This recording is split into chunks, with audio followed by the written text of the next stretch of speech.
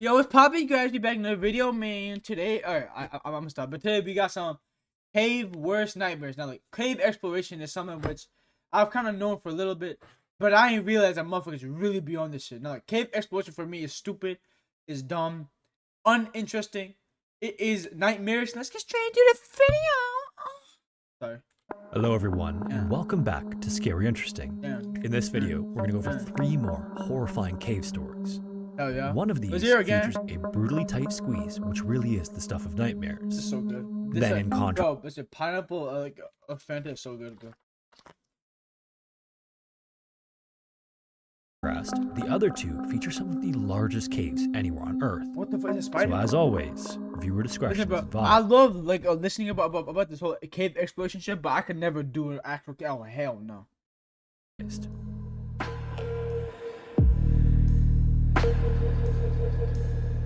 the name. The eats right here. Goodies.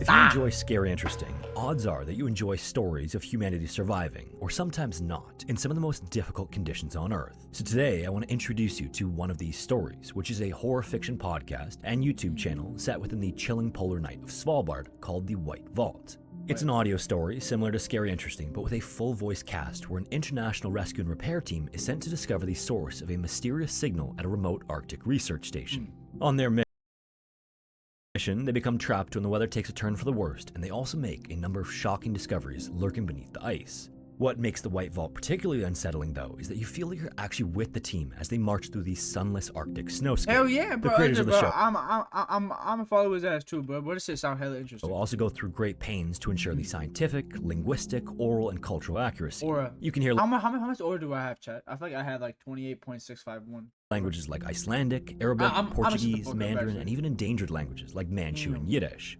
The White Vault also features actual audio from endangered species like polar bears and Andean condors. The complete story is also now available, so you can hear all of the collected records for free to Scare in England and their comfort to their cave named the first time. Named Robert, his brother, and a friend of theirs spent the night camped near a cave named Hermit Cave. The 3 of them were in the area to do some wilderness activities and try out caving for the first time.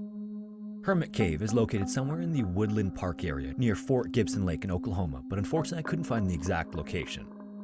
Honestly though, with how this story ends, it's probably a good thing the cave isn't more well known.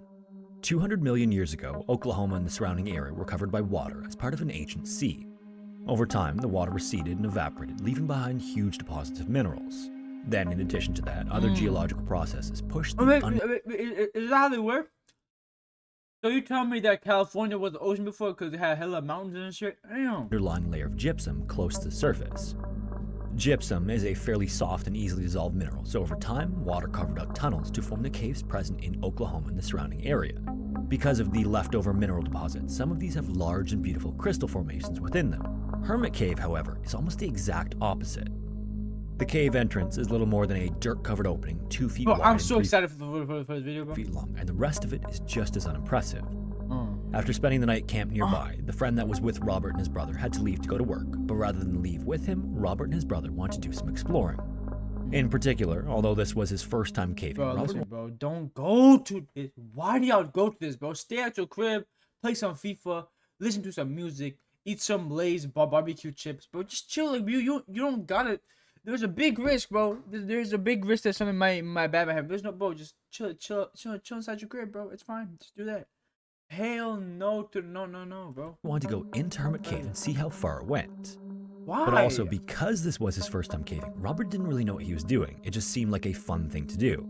This meant he also wasn't all that prepared and was just wearing jeans and a t-shirt. He also only had one flashlight, no helmet, and no Fucking backup retard. lights. He also likely Stupid. didn't know about the bad air present within the cave.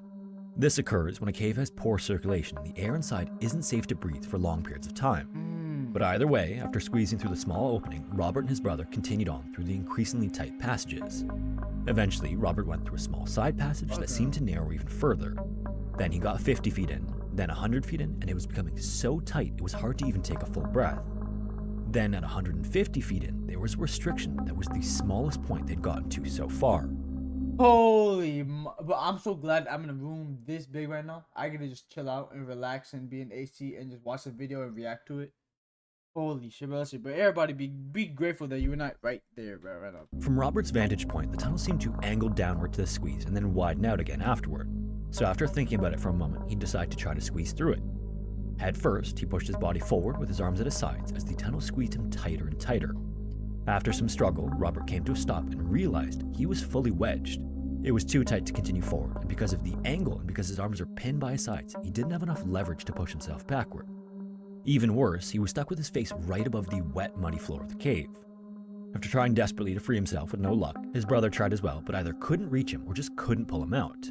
So with no other options, his brother was forced to leave to go get help, leaving Robert in this inverted position. Rescue teams and paramedics arrived shortly afterward, and Robert's brother led them to the little dirt opening. Then, over the next several hours, the teams worked to remove dirt and rocks to widen the area enough to reach Robert to get him out. The entire time they were doing this as well, air had to be pumped into the cave because of how bad the air quality was inside.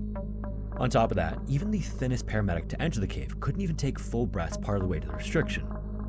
Finally, they would reach Robert at 3 p.m., 5 hours after he'd got stuck, and tragically, he was dead. He was face down in the mud and seemed to have died of suffocation. His body was eventually... Oh my god, bro. That shit is the most torturous shit y'all can. Bro, why, bro? Bro, that's torture. It's like. And like, you trying to breathe, but you can't. Oh my god. Oh hell. pulled out of the cave, but it's not clear if he passed out due to the poor air quality or if he just couldn't hold himself up anymore out of the mud.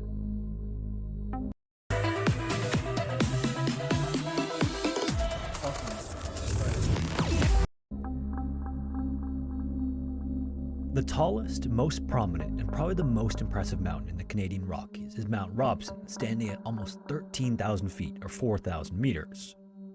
A few miles east of Mount Robson is another mountain named Trio Mountain, which is far less impressive in height.